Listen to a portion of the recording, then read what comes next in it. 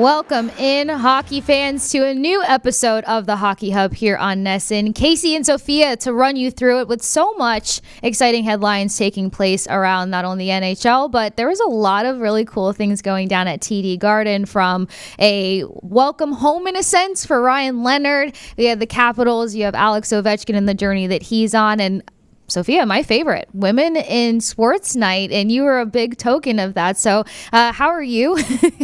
I know it's probably been a whirlwind 24 hours after all of that. Oh my gosh, I'm great. I love the momentum and loved Women in Sports Night. Loved having Ovi in the building, seeing him score a goal, which, like, again, I don't want to upset Bruins fans, but I feel like everyone in the building was happy about it. Half the building was Caps fans. And just cool thing to see, like something we were talking about before the game with our producer. I was talking to Brendan on the phone, setting up the show, and I was like, if like Ovi's goal was a game-winning goal that like knocked the Bruins out of the playoffs, okay, maybe not. But there was no significance, you know what I mean, to that goal. It's just like we get to see him on his ride 4 away now from breaking the record. That made him 4 away. Like, it's a cool to be part of history, cool to see him score, great to see a celebration. So hopefully Bruins fans aren't too mad about that, but it's not like it was a make or break goal for their destiny. And yeah, and like Ryan Leonard and that whole story, which we're going to talk about. And I kind of want to go off on the whole OV Leonard thing, because we brushed upon it in the show, in our pregame show. And I just think it deserves like an hour of conversation. And I'll get into why. But it's just like, it's a big deal. It's a big deal. It totally is. I mean, I was fangirling over this situation, and I'm nowhere close to Ryan Leonard's shoes. I do have a funny story for you, though. I'll spring this on you right now as we do this show. I decided to join a women's hockey clinic. We'll see how that progresses to go along. But when I tell you that my brain has been like half here ever since taking a pretty nice spill to welcome me into my new little journey there, I just look at everything so differently, but with extra appreciation. It's not like I've never appreciated hockey and had humility towards it, but wow, it's really up there. But there is definitely something that everyone's rooting for, and when it comes to the Bruins, and it's going to be David Pastrnak and just what he continues to do and be a pillar. And I've seen so many cool things about, just how he continues to build a legacy in a Bruins sweater. But I mean, like, what better way to paint a picture to say like the legacy that he's building, what his attitude's like, and how he just continues to show up and be such a key asset in big effort moments. And we can say that the Bruins had a big effort moment versus the Capitals. Yeah, they did. And, there's no like point in hiding a storyline that it has been great for the Boston Bruins, and they've played themselves out of a playoff position when it was all there for them. But this road trip really kind of turned the tables. But what you want to see near the end of a regular season, especially when you have new faces and this like changing of the guard and the leadership and what's going to happen in the off season, is to continue to like keep instilling good habits, effort, execution, like putting it all out there, whether you're winning or losing, and especially to the new guys who are going to be more of this new culture.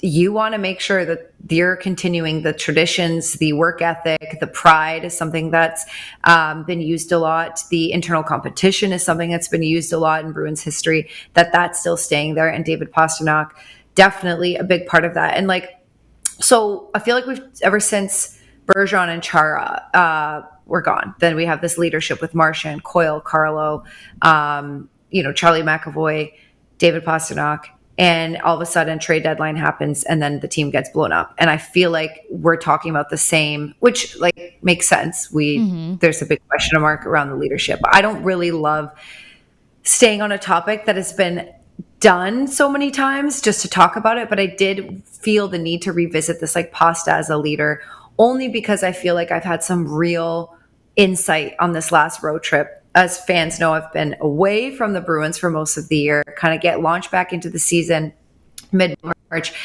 NESN and I decide we want to put me on the road so I can, be around this team and get to know the guys and just kind of get familiar before I go back into my hosting role. And I can tell you, it feels like night and day difference in Pastrnak. And that's not to say that before it was that he wasn't a leader or that before he wasn't stepping up. It's not that. You're just seeing different kind of leadership qualities kind of bursting out of him more. It's becoming more, different things are becoming more obvious. Yes, that's a great way to put it. Different things are becoming more obvious, and it was always there, but it also wasn't his role. Like as the captain, Brad Marchand or Patrice Bergeron, it wasn't David's role, and now it's nobody's role. And it feels like he's taking charge without anyone asking him. Maybe Sweens and Cam Neely did ask him to. I don't know, but it feels like he's naturally just stepping in. And the differences I'm noticing, the way he answers questions to the media, more thorough, not that he never was, again, and this is like, I just want to stress that everything I'm saying he's doing does not negate that he like didn't do it before. It's just more obvious. But the answers he's giving, like a lot more patience for super long scrums that, you know, when you're on the road for 5 games, you have a handful of reporters that will follow you, including Nesson and 98.5 The Hub, and, you know, with the Bruins internal staff. So we're asking all these questions, but not every writer or every TV media outlet is there on the road. Mm-hmm. So when you come back, you're being asked all the same questions again, all over again, after like all over again. And it can be really frustrating, and it's part of the job, but it can be, especially when the narrative is like, hey, you guys lost all 5 games on the road. You're on an 8-game losing streak. And David Pastrnak was pretty much, I'm trying to think if he talked after every loss. He may have talked after every loss, if not most of them on the road. Then he comes back, they have a day off, and then there's a practice Monday, and there's, you know, 20 people around his stall, and he's got to answer all the same questions again. Bergie had to do that. Chara had to do that. McAvoy has to do that. Marshy had to do that. So whatever. Nick Foligno had to do that when he was one of the leaders. That's normal. But I'm just saying that I'm seeing this calm and this understanding and this willingness to do it for the media. Like he's like, hey guys, what's up? Like I know what's coming. I'm not gonna, you know, try to end the scrum before it's time. What are the answers you need to know? I'm going to be very honest about the frustration. Yeah, this is the worst. He said, yeah, this is the worst time in my career. Like I've never experienced something like this. And he's just like taking that charge. He's really been on the road too. Like I noticed, like more vocal in the room, like getting guys together, participating. Just, I don't know, this just extra. This like extra notch has been turned up.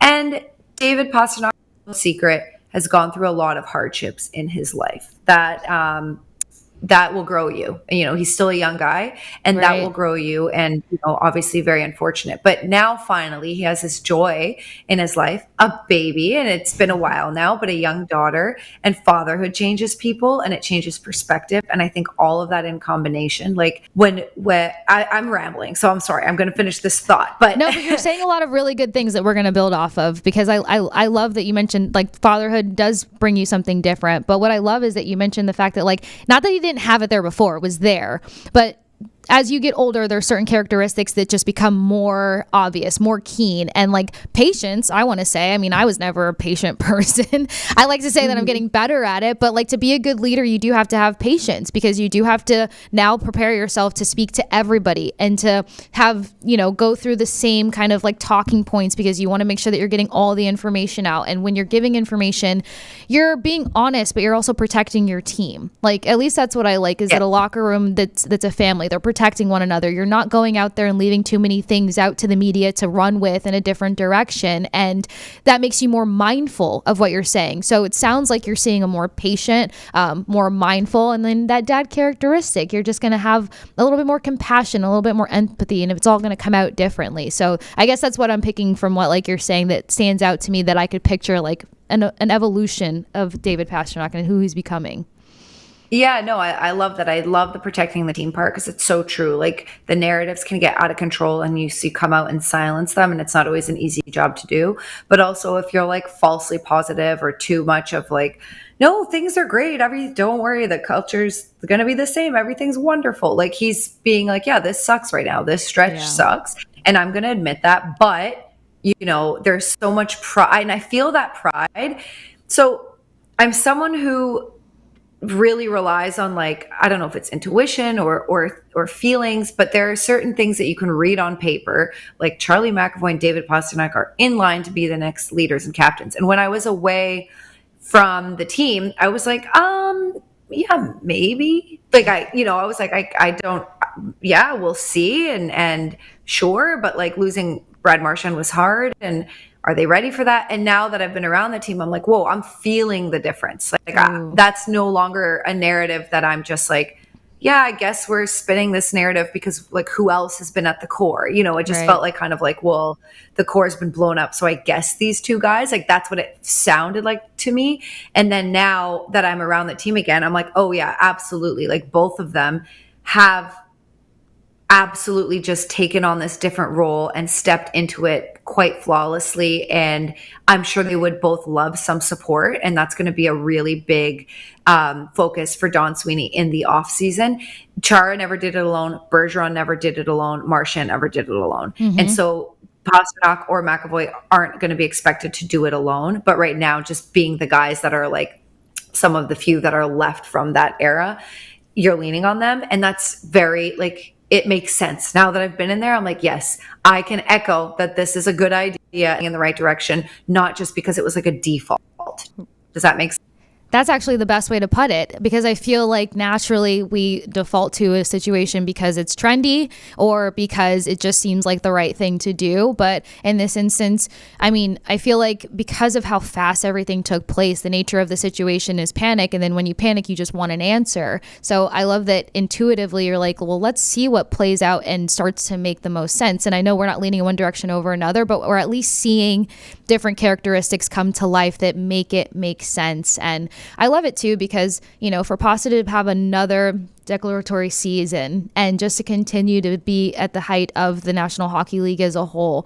I was seeing that him and Ovi won the Rocket Richard Award the same year or something. So you've got like two different calibers of like leadership and skill set, but they're making milestones in one of our favorite sports, obviously. But I think it makes sense to say now you can put like a pulse to what the discussion's been around. Because as quickly as I saw fans responding on it, I was like, well, I haven't been on the ground yet, so I don't want to jump to one direction or the other. And sometimes there's an obvious statement there, but like, again, unfortunately, Boston fans, I can only speak to the locker room I was in the most. And like, while Stamkos was our captain for the Tampa Bay Lightning at that time, we had different leaders and different leadership styles at different times. And that's why it's so important to see what the personality and the intuition is on it, because Stamkos had a response and he was so genuine, he was so authentic. But when you needed somebody to light a fire underneath you, it was Pat Maroon, which luckily Bruins got a chance to experience that as well. So it's going to be interesting to see where that continues to go. But aside from his new leadership qualities, I mean, we're seeing him in trajectory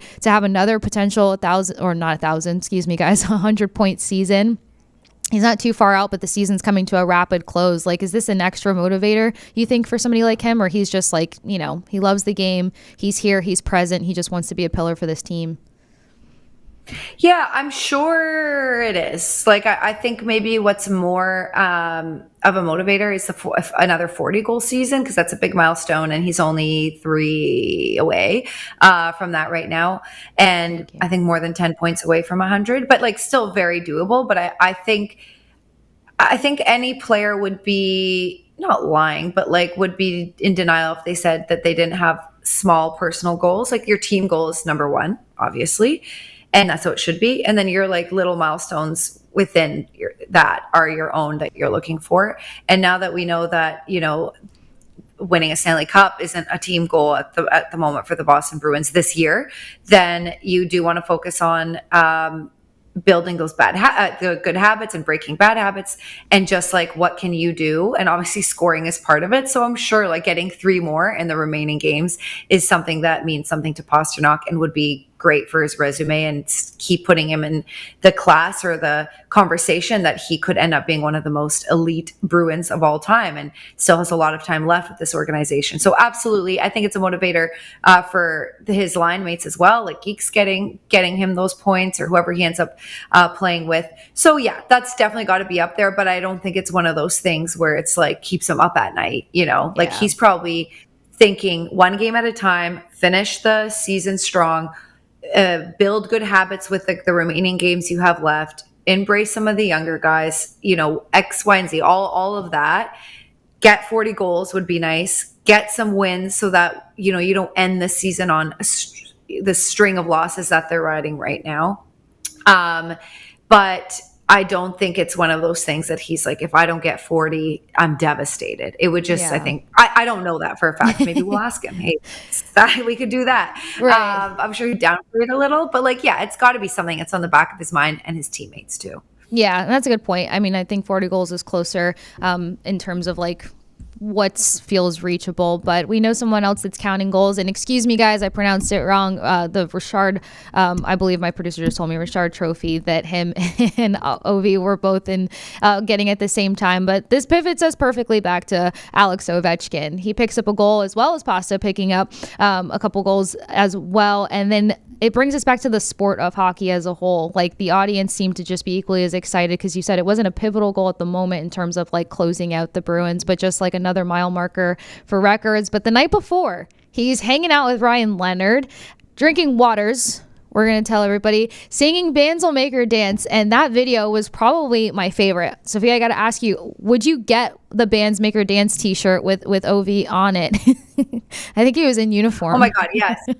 I love that whole pregame warm-up thing he does in the hallway. I love everything about Ovi. And the reason I want to highlight this, so we're seeing this like loop. I don't know how long this video is, like 4 seconds or something. Okay, cool. Cute moment, but it's so much bigger than that. Like I really want to break it down, not frame by frame, but step by step and like fill in the backstory.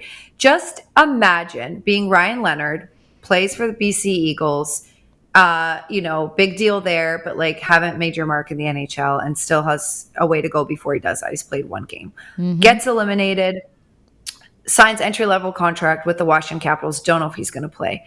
Alex Ovechkin, one of the greatest players of all time, is chasing this record, has a lot going on, a lot of media, like the circus around him, a lot to think about, decides to take you out to a campus bar so that you can be the hero, so that you can be like, they could have sat at the hotel bar. He could have said, come up to my room. Let's order a pizza and wine or whatever. Yeah. Waters, whatever. It doesn't matter. Let's go to get a burger. Let's go to some unknown place, or let's go to this like 5-star restaurant that I like eating at. Could have been more Ovi isolated. knows he's going to get attention. Exactly. He knows he's going to get attention. He knows people are going to care about like everywhere he goes. And he's like, I want to make it about this kid. I want to make this kid's first game in the NHL, if he plays or not, on home ice, so to speak, being from Amherst, super memorable. Take him out. I want all his friends or all the people on campus to be like, I can't believe that happened. It's such a testament to like how awesome it would be to play with Ovi. And just like this dad figure or this leader figure when he has so much going on, when if he didn't do that, but just gave him a phone call or, spent extra time with him and after morning skate, that'd still be cool. Like, right. I just want to, for me, emphasize like this is a huge deal. And like all the, to him, like how cool is that to do that for this kid? And I mean, I can't get enough of it. Like I cannot get, and not only that, like the band's maker, like that's fun. That's cute. The music, like he's already got so much going for him. But just what he was able to do. Yeah. He's all in and he's just so great. Like he's so great. Yeah. And I love it too, because like, I mean, considering, who he is and what he means to the sport, you said it perfectly. He could have made it a little bit more intimate and just like invited him somewhere into the fold. But like he goes to a comfort zone for him and his buddies. You see like all of his friends there. And Ovi wasn't just like locked in on Ryan Leonard. Like he was the atmosphere. He's pointing to all sorts of the other players. He's singing to everybody. And it was what I love too is that like you kind of see Ryan Leonard there and he looks like almost a little starstruck, but also very present. And like, I mean, every interview he did, he's like, I'm just trying to be present. I'm just trying to be in the moment. But I wonder if he like blacked out in that moment. Cause I feel like I would have totally blacked out. Like I'm sitting here listening to Ovi. Like sing Bands Make Her Dance and point to my teammates and stuff. Like, I don't even know if he could like flash back on that. Cause I wouldn't. No, that's what I'm thinking. Like I'm putting myself in a similar position. Like if I had a neighborhood bar or coffee shop that I would go out to where I grew up and I was trying to make it in the industry and there were a lot of big names. There were so many big names in Canada, Jeff Merrick, Elliot Friedman, PJ Stock that worked on Hockey Night in Canada, Kelly Rudy, being some of them that would take me out. after, and we'd all go out for a dinner or for a nightcap to talk about the show, make me feel included. Like, that was a dream come true already. But I was in my late 20s, early 30s, and had already kind of been around the industry. If I was like 20 and one of, my broadcaster idols was like, hey, let's go back to your neighborhood where all your friends hang out in, and like, let's have a beer and just kind of do something for you to just build up not your confidence, but just like, this is for you and I don't need to do this. And that's what, like, if anyone could just picture how amazing that would be if that happened to you. Like, I just can't get over him. I want to know, I don't know if anyone asked, but I want to know, Ryan Leonard, like, how did that happen? Did Ovi say, dude, what do you want to do tonight? Like, where did you go out in school? Or did he, how did that conversation happen? What if he texted him and said, where are you heading? And then just like pulled it, like looked it up and like popped up or something like that. Exactly. Like, I want to know how that happened, or if it was all really premeditated, if he was like, I want to take you to your campus, local bar, or local pub or whatever. That's the story that I'm interested in. So maybe someone will ask, but I just think it's so cool, and props to him. Well, okay. So we'll give you a second to think about it, because now that you're flashing back to the moment that they take you for drinks, if there's a song that you would have wanted to like sing with like one of like your idols in the industry or like your mentors in the industry, while you're thinking about that, songs will carry us into the baseball season, but more importantly, stream the entire Red Sox season with a NESN 360 annual plan available at an all new reduced price of just $20 a month, paid annually. And for a limited time, get 4 free tickets to Fenway with your purchase. Visit NESN360.com to sign up today. So I was thinking and talking at the same time. Anybody who knows me knows I'm a big Rolling Stones fan. Blame it on my parents. I even have the tattoo for no reason. And I would lose it if like one of my favorites in the industry, as the picture you painted, like if the Ovi in my life was singing Gimme Shelter by the Rolling Stones, like A, I would have blacked out, but B, I would have been like, I hope somebody recorded this so I can throw it on replay forever and tell my kids about it down the future. Is there a song that tells us like who Sophia is and like what it would have meant in that moment?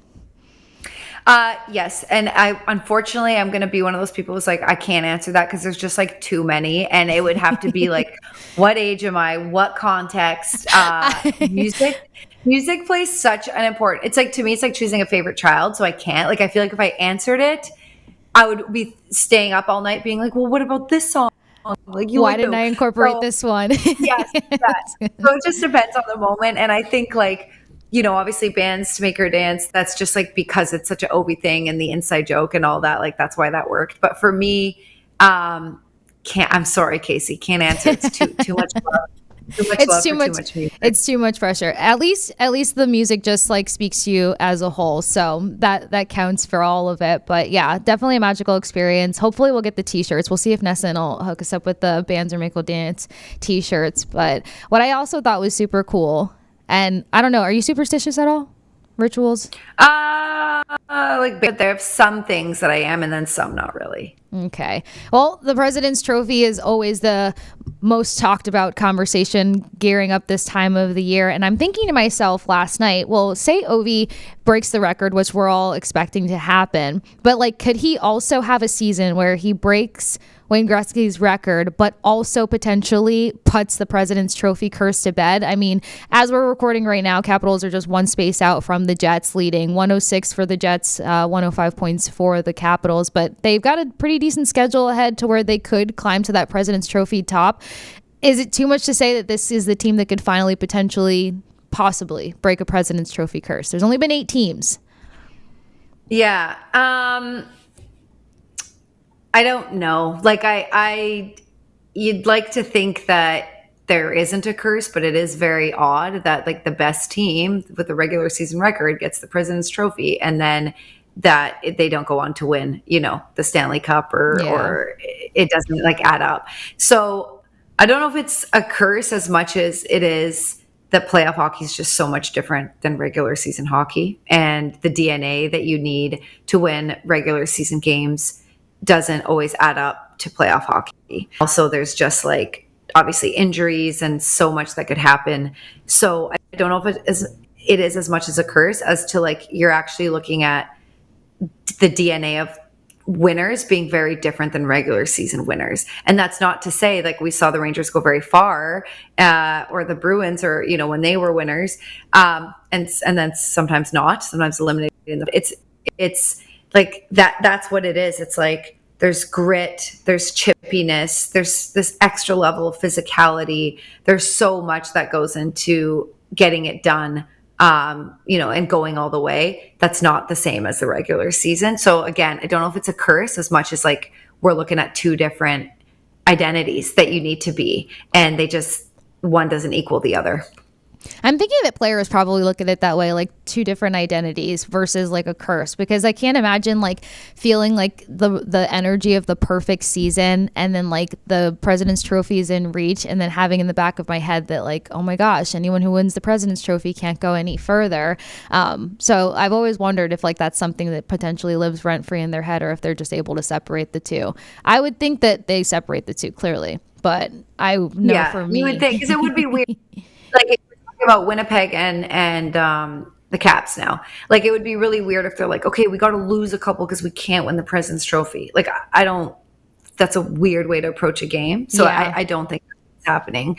And I'm just looking at the bottom of our screen. So I didn't know the last team that did it with Chicago, the Blackhawks in 2012, 2013. They were a dynasty team, obviously, as well. So in that era, winning several cups. Yeah, I don't know if it's a curse, and I don't think they're really thinking about it, but it is odd that the best team in the league hasn't won more Stanley Cups more often. So just one of those things. That's a good point. Well, like I said, it depends on where you stand in terms of like rituals and everything like that. But if you enjoy this conversation, as well as other hockey conversations between the Bruins and around the league, make sure that you continue to watch the Hockey Hub here on NESN. Like and subscribe to the show. Hockey Hub can be found on YouTube, Spotify, Apple, wherever you enjoy and get your podcast. All right, so I got an opportunity previously to catch up with my good friend Jonny Lazarus, co-host of the Daily Faceoff, get some insight on all of the heated competition going down in the East, maybe even a Stanley Cup prediction. So check it out right here. Joining me now here on the Hockey Hub at NESN is Jonny Lazarus, co-host of Daily Faceoff and a lot of other places. I mean, you're just killing it when it comes to NHL coverage. You already know you're one of my favorite brains when it comes to the NHL game. But Jonny, how's it been? It's been a while since we caught up. Yeah, thanks, Casey. I appreciate it. Everything is good. A little nervous for the Ranger game tonight. But other than that, you know, it's the best time of year for hockey, so I'm enjoying it all. Yeah, definitely the best time of the year from top to bottom. College prospects getting the call up, and a number of things that you and I will touch on. But one of the things that I love to be able to pick your brain on is kind of getting that bird's eye view of the NHL. Trade deadline, as always, shakes things up, makes things entertaining and complicated all in one. We got a couple of guys in some new sweaters, and just kind of want to see where you're at with some of the guys that are making the best impact, or how they've changed the trajectory of some of these NHL teams. I think the biggest conversation outside of Boston, of course, was Mikko Rantanen and his kind of musical chairs to get him down to the Dallas Stars. So what did you like about this move or not like about this move? What did you take of it overall? Well, I think what everyone would say is what Carolina was left with, and this actually kind of pivots me into the player I was going to name about who might be the best fit post-deadline, even though it was somewhat pre-deadline. And Taylor Hall, like what he's done in Carolina, I think he's got like 11 points in his last 10 games. He's now found his way into the top 6, getting good minutes, and almost looks like that Taylor Hall that we saw win the MVP with Jersey not too long ago. So, you know, it could be like an addition by subtraction thing for Carolina, and the way they play. You know, they've always missed that game breaker, and last year when they brought in Jake Gensel, we thought he'd be the missing puzzle piece, and he wasn't. This year we thought Rantanen would be that missing puzzle piece, but he wasn't. And Carolina, like, getting a piece like Taylor Hall, former number 1 overall pick, kind of on the back nine of his career, or definitely in the back nine of his career, a journeyman, but, you know, is a guy who's great for the locker room. Like, he's such a well-spoken guy, a leader, you know, very candid in the way he speaks to media. I actually got the chance to interview him, like, I think his second game after the trade, and he just was so open about everything that goes into it, his family, his wife, his 1-year-old, and getting them down to Carolina, and everything that goes into being traded, because, you know, I think this was maybe his 7th team, and I might need someone to fact check that, but what he's done for Carolina, I think, has been brilliant. And obviously the Hurricanes are, you know, one of the teams that's contending in the East. Everyone talks about Washington and how good they've been, and Carolina always has that reputation of, you know, maybe they're just not good enough to get over the hump, but they're still good enough to compete. But But what I've seen from the Hurricanes lately is a really strong hockey team, and maybe Taylor Hall is that key ad. Obviously the question was about Rantanen, and I don't want to take anything away from him. Dallas to me is probably the favorite in the West. That said, they do have the toughest path, but what Rantanen has done for that group and playing alongside Rupe Hintz, Jason Robertson, I mean, that's one of the most dangerous lines in all of hockey, and I wouldn't want to face them if I'm a Western Conference opponent right now. That is true. And I feel like they're always in the mix. I mean, for the past 3 seasons, I've kind of had them dubbed as one of my underdogs, and then things kind of play out as they seem. But I know that when you're kind of like looking at the odds, and we'll take the conversation a couple of different ways, Dallas looks good on paper, but then a number of us are thinking you can't count out Colorado. They can sneak into the mix also. They just seem to kind of really sturdy themselves down the center now. I mean, Brock Nelson, Charlie Coyle, all the way around. So do you think this is another one of those seasons where Stars look really good on paper, yet it could be somebody else's to take? So I'm pretty sure my preseason prediction for the Cup final was actually Dallas versus Toronto. Oh, you were one of the Toronto guys? Yeah, I actually picked Toronto to win the President's Trophy this year. Okay. Which I don't feel so bad about because they're in first in the Atlantic right now. So maybe I could celebrate a little something if they end up winning the division.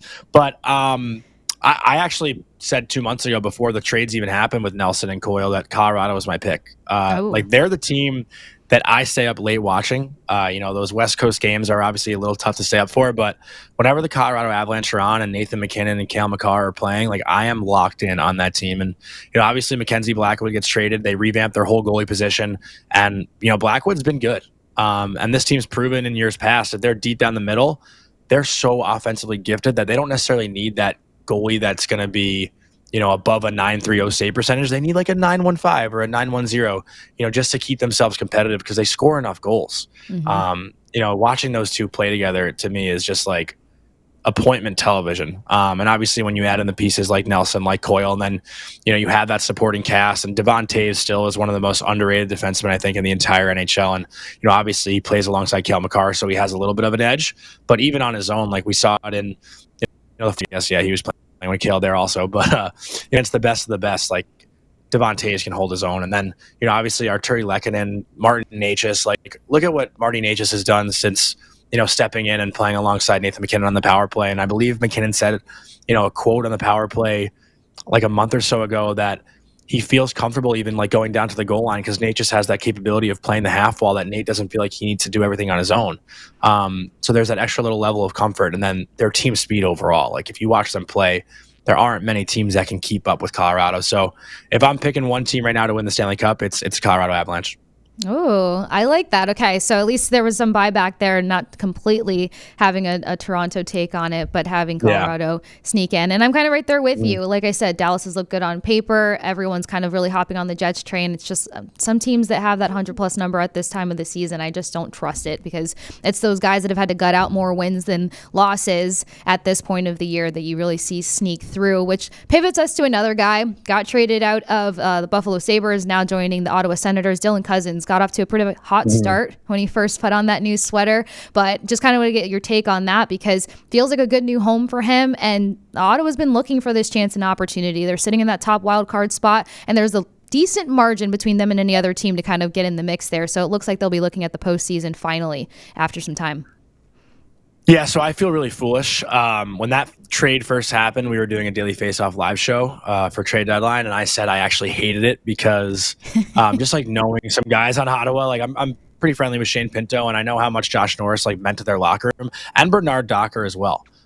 So for Ottawa to finally be in that playoff mix, and then you change up the feng shui a bit by getting rid of a second line center, a guy that's so loved in that locker room, to bring in Dylan Cousins, who quite frankly wasn't having a great year in Buffalo, and everyone says, or everyone had been saying, Cousins is that 31 goal guy, but maybe that was the outlier. Maybe he's really not a 30 goal guy. And he's that he capitalized on. But I think, what you've seen in Ottawa right now, he's been a perfect fit on that line with Perron and Batherson. And I think since going to the team, he might be second in points behind Batherson. I think if that's right, not a point per game, but just about there. What's it been, 13 games? I think Ottawa has played since the deadline. I looked at it this morning and now I'm blanking on it. But, Cousins, again, has fit like a glove there. And I think Staios made a decision that Norris wasn't going to be the guy to get them over the hump in the future. So might as well shake things up now and see if the team can adjust. And I think they've adjusted appropriately. And Ottawa, again, is a team that, if I'm picking a first round matchup, it's Leafs Ottawa. I think I might be going with Ottawa, honestly. Like, I am so torn on the East right now with where these teams are and who's going to come out of it, because I think, outside of Washington, like Florida and Tampa is going to be a dogfight, and then everything else I think is up for grabs. So it's going to be interesting to see how things play out in the East. But Dylan Cousins has been a perfect fit for the Sens, and I have eaten my words since trade deadline day.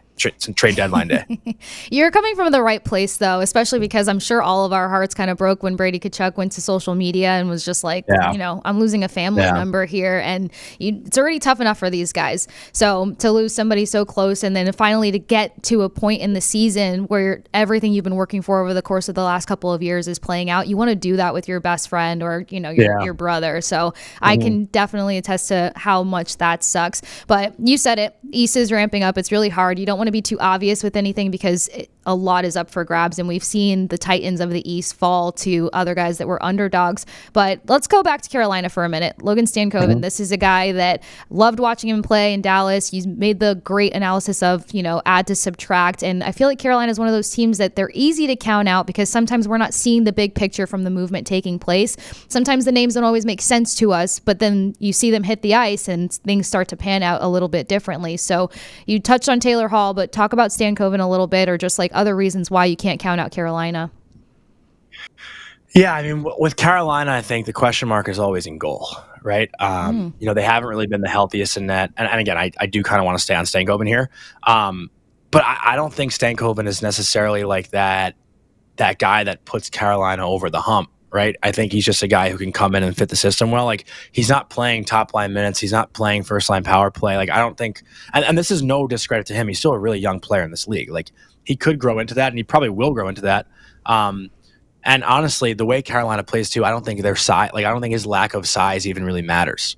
As long as you can skate, as long as you can win a battle, you're going to succeed in Carolina. And that's what Stankoven does. He makes up for his lack of size with his compete level. And that's all you can ask for in the NHL. I don't think any team competes harder than Carolina top to bottom. So that's why I think he's been a good fit. Is he the guy that you look at and like, if Carolina wins the cup one day, you say it's because they got Stankoven? Like, I don't think that's the case. But just to make them a more rounded out team, certainly fits on that third line. But again, I think it's all going to come down to Freddie Anderson and, Pyotr Kochetkov in net. Like, that's been the biggest crutch for them, the past couple postseasons. I think back to Florida, Rod Brindamore has that famous quote, like, we didn't really get swept. They were right there, with Florida, back-to-back overtime losses in games 1 and 2 on home ice. Like, that's so tough to come back from. I think they actually lost in overtime in game 3 as well in Florida. And then that, game 4 was the Tkachuk buzzer beater. But the 2 other postseasons they've been in, the Rangers just had more top end talent. And Carolina last year, if they found a way to score a power play goal, like, that series is different. Their power play didn't come through until game 4. And then, the Rangers obviously had that crazy third period where Anderson couldn't make that extra save. So everything top to bottom outside of the crease for Carolina is strong and is threatening. It's if Anderson and Kochetkov can make that big time save, that's what's always going to hold Carolina back.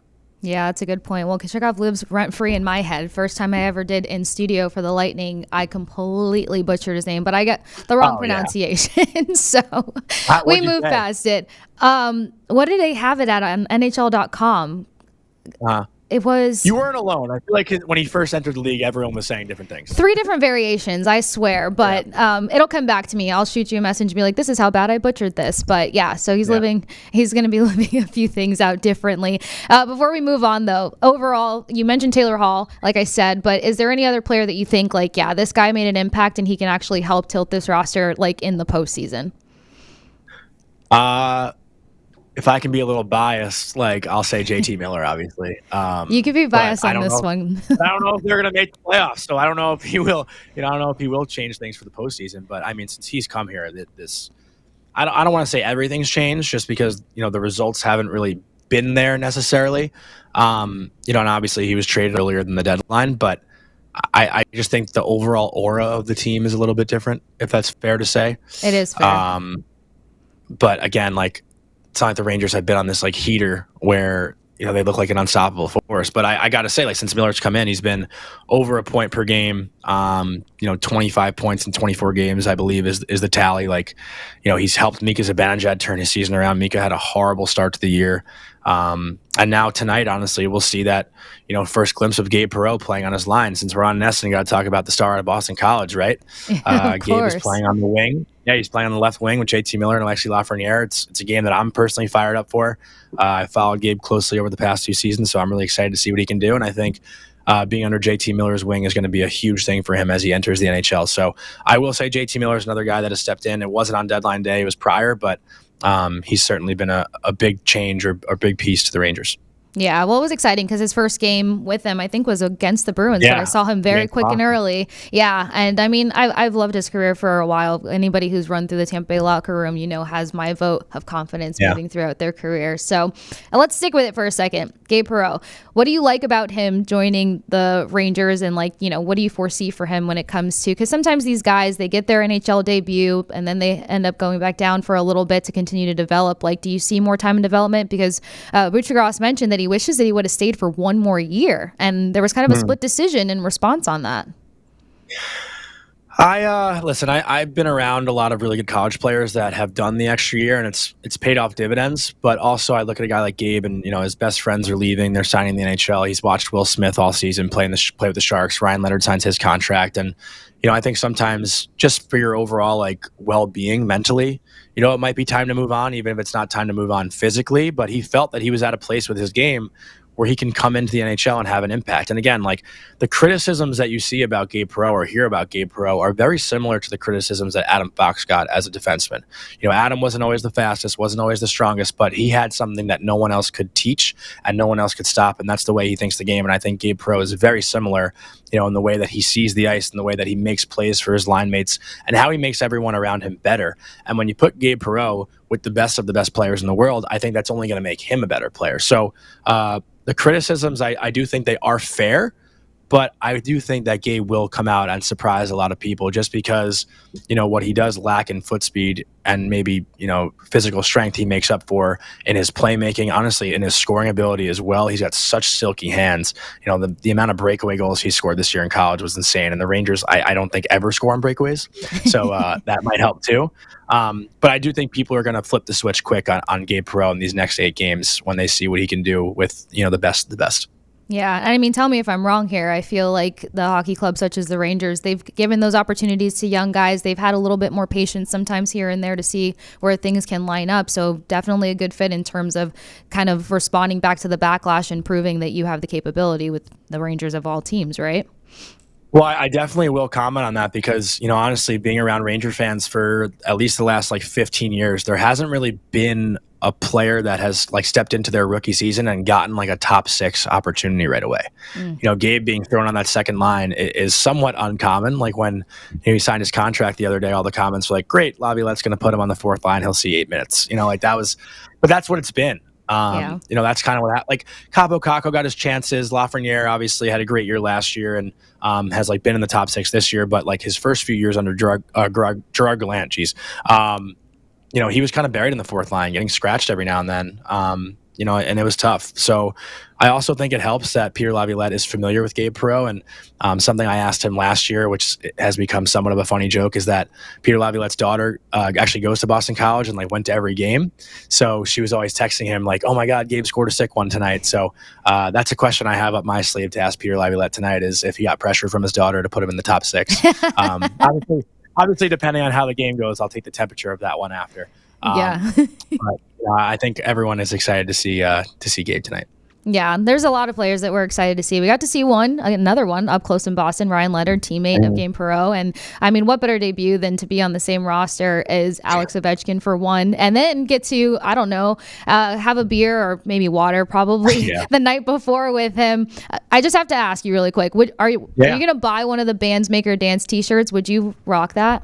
Have you seen it? I didn't even see them. No, but I definitely would. Yeah. Listen, Alexander Ovechkin is the best person ever. Is anyone having more fun just being the best at what they do than He Alexander just Ovechkin. lives his life. That's my favorite thing. Like anytime people try to ask him such serious questions or like, what do you eat? What's your this? What's your that? He's like, I just eat. I eat whatever I want. I live. I party. I do whatever I want. And we all try to be that way, I'm sure. People can realize the chaos that I live in my life via my social medias. But Ryan Leonard gets an opportunity to be a part of the Great Ones team, or the Great Eights team, I should say. We know who the Great One is. Gets this big hit, middle ice and stuff, but there's a lot of guys too wondering, where does the future hold for him? He feels ready. We saw some good things. There's going to be those weird turnovers when you first get into the league and feel the pace, but what did you think of his debut? I mean, listen, Ryan Leonard's motor is unlike, most other players I've seen. And when you put him in that contagious environment, being around the Capitals a few weeks ago when they were at MSG, like, you can just tell how much fun that team has. And everyone sees it on social media too. Like, they are the same way that when the cameras are off that they are when the cameras are on. I mean, I walked past their locker room when they beat the Rangers here not too long ago, and they were actually like barking. Like, I could hear them barking from the hallway. Like they were just, what I mean? And Ryan Leonard, not to, make this a pun, but he's got that dog in him, so he's a perfect fit. And, obviously, listen, it's a first game in the NHL. You have so many people there in the building watching you. He knows all the attention is on him. Did people expect him to come out and have a hat trick? Probably not. But listen, he was a part of a big win for them. And, obviously they've solidified themselves probably in first in the Eastern Conference, but that takes the pressure off a little bit, right? Like, you're not playing for so much right now. You can kind of settle in and get your feet wet and feel yourself out for these next few games before the playoff starts. And, I think the biggest thing too is how much trust that the staff has in him. They took Taylor Radish out of that lineup, who's played every game this year as a veteran in the NHL. Like, that is, that's not an easy decision to make. And, I talked about it on our show today with Tarek El-Bashir, saying that the Capitals have such a great internal competition that, it's contagious, right? Like, guys want to be in the lineup. Guys don't want to sit out. So when you have a star prospect like Ryan Leonard come in, it makes the third, fourth line guys want to play a little even extra hard, knowing that their spot is up for grabs. Very, very true. And plus, you just said it with Perreault, like getting that second line tap. Well, that's exactly where Leonard slotted in next to Protas and Strome. So that was really cool to see that they did trust him with that. And we'll see what happens moving forward with the postseason ride that's expected of the Capitals. Before we get ready to let you go, Jimmy Snuggerud was another one. This is where my love for college hockey came in, watching the Minnesota Gophers. I'm sorry, Massachusetts, but he was on that killer line with Nyes and Cooley a couple years back. And then, 2 shots on goal for the Blues in that tough matchup versus the Red Wings. And then this has just been a turnaround program for the Blues since Montgomery got there. So what do you make of the Blues potentially disrupting the peace in the postseason and Snuggy there? Yeah, I didn't get a chance to see Snuggerud's game last night at all. Obviously, I saw the highlights of the comeback though, and Kyrie scoring that tying goal, and then I think it was Fowler with the game-winning goal. But with St. Louis right now, and Pat Maroon said it on our show, I think yesterday morning actually, he said, like, I don't care who the Blues play in round one, they're going to win. And I think that's his, he was there in 2019 when they won the Cup. I think he has the confidence, all the confidence in the world in Jordan Binnington. And I know everyone in Boston has that fear still from 2019 and that Game 7 performance he put on. But, Braden Schen's one of the better leaders in the NHL too. He's an unbelievable captain. And you look up and down their lineup, like, there's a good bit of older guys and younger talent. Like, Kyrie is still very young. These two guys have been on fire over the past month. Zach Bolduc, one of the most underrated rookies in the NHL. He came into New York in Montgomery's first game, actually. When Montgomery got the job, he was at MSG for that first game, and Bolduc, I think, had 2 goals. He was flying. I had never even heard of him. I think he's a French-Canadian from Quebec. And he's, I think, solidified himself on that third line. And then, obviously the offer sheet boys, right? I think that's what Doug Armstrong said today on Spit and Chicklets I was listening to a little bit before this. And, Holloway has been one of the best players over the past 6 weeks or so, and Broberg has been, a pretty good ad in their blue line. So a great balance of players, and obviously Binnington's confidence level since Four Nations has been tremendous. Through the roof. But I'm happy for him. He deserves to have this chip added to his shoulder. So we'll wrap with this. Do you want an opportunity to change your Stanley Cup prediction? Yeah, I actually said it yesterday, I think. I'm doing Colorado-Tampa rematch 2022, and I think Colorado wins it again. Ouch. Say that to me? Okay. I know. Well, that's also why I'm happy you asked. Appreciate it. Now I've noticed every time I get a chance to talk to you, I'm like, oh my God, I'm so excited to talk to Johnny. And then you just throw something about Tampa Bay. So completely insulted. Like, you were like, Stamkos is leaving, which clearly happened. And then you were like, you guys aren't making the playoffs. And I was like, Johnny, can you just like give us a second? And you were just like, no, you completely tore it to pieces. Win the East. All right. Well, I mean, you've redeemed yourself, a year later? So that's okay. Yeah. Friendship intact. It's all good. Well, you can get Johnny his insight and all of the good stuff, and the one-on-ones that you get to do with the players. I love it. I mean, you're part of the biggest growth of hockey, and it's just one of my favorite things. I've heard a number of people just be so complimentary. You bring insight, you bring analysis, but you also bring like the draw and the personality touch to all of it. So big fan of your work. Appreciate you taking the time. Make sure you guys check out Johnny and all the work that I just mentioned. Until next time, we'll catch you guys here on the Hockey Hub. All right, I really appreciate Johnny taking the time, giving us his new Stanley Cup prediction, and of course, always bringing that personal touch to some players that we should all be keeping an eye out for. Sophia, it was great to finally get a chance to hang out and chat with you again here on the Hockey Hub. I know you got a busy way to close out the season, so let's get you. I'm looking forward to it, though. I mean, I'm looking forward to seeing what the Bruins can do before the season is over, and what the narrative's going to be heading into the summer. And just, you know what, it's not where we want to be, but there's still storylines and excitement there, and I'm happy to be on the ground part of it. Yeah, and I can't wait to hear more about just like what other leadership styles we're seeing out of Pasta and any of the other guys. So a lot of great personalities to still keep a pulse on. So glad to hear more from you later about all of that. If you guys enjoyed this content, once again, make sure you like and subscribe and tune into the Hockey Hub here on Ness, and we'll catch you guys next time.